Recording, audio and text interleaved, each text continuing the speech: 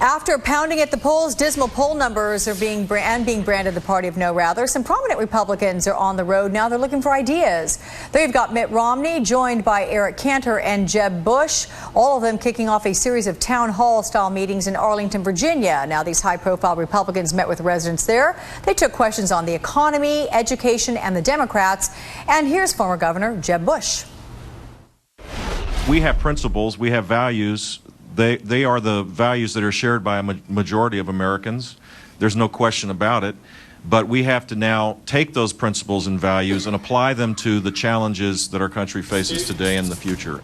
I want to bring in our political panel now to talk about this. Joining me live here in studio is Ari Melber, correspondent for The Nation and national staff member for the 2004 John Kerry presidential campaign.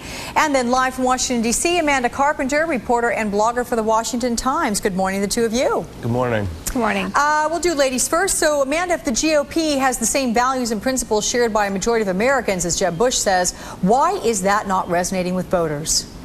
Well, I think that they would argue that some of these values, for example, Barack Obama campaigned on giving tax cuts to 90% of all Americans. I mean, this is something that the GOP would readily embrace, but the way that it was structured with Barack Obama is, of course, 40% and up don't even pay taxes to begin with, so this is a direct form of assistance, whereas the GOP actually does believe in tax cuts across the board, and this is something that they would like to promote, and I think doing a series of town hall meetings just to get in touch with the public a little bit better, show that they are, hardworking legislators who have executive experience, have done similar things in their states, can be nothing but helpful.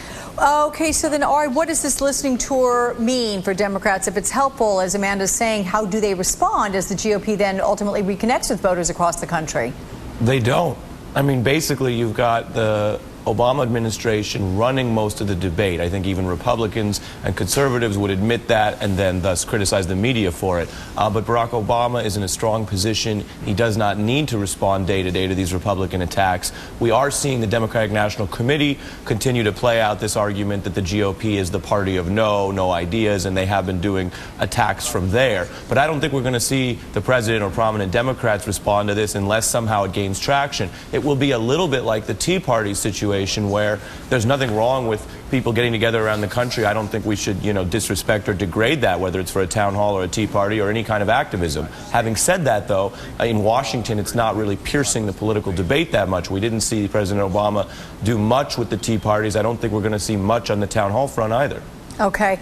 Amanda, there's an op-ed by Rian Salem in today's Washington Post which says, quote, in part, conservatives still believe that they are a silent majority, so they don't see the need to win over those who disagree with them. They're convinced that all they need to do is shout the same message: low taxes, low taxes, low taxes, though at an ever higher volume. Amanda, one of the big criticisms of the GOP is that they are out of touch. So does this listening tour help change that, and if so, how?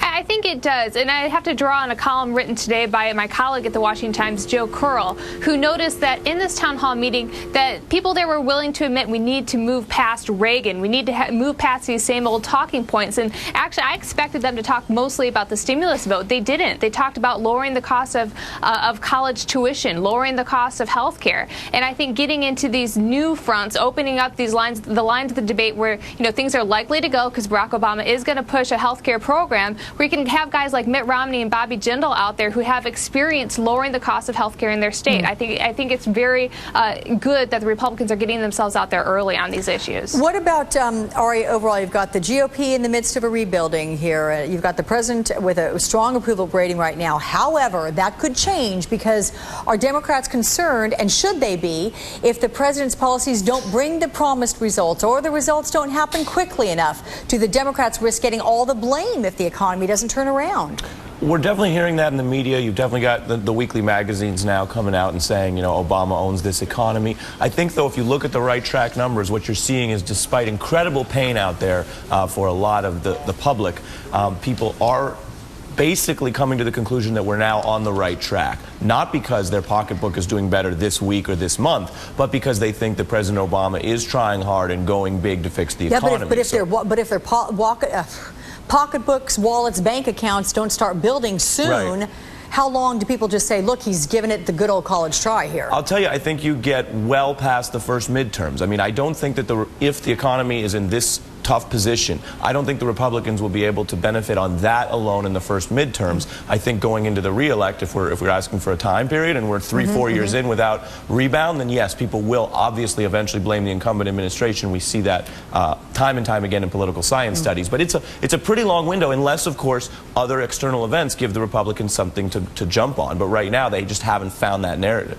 Okay. Ari Melber and Amanda Carpenter, it's always good to see you both. Thanks so much. Thank you.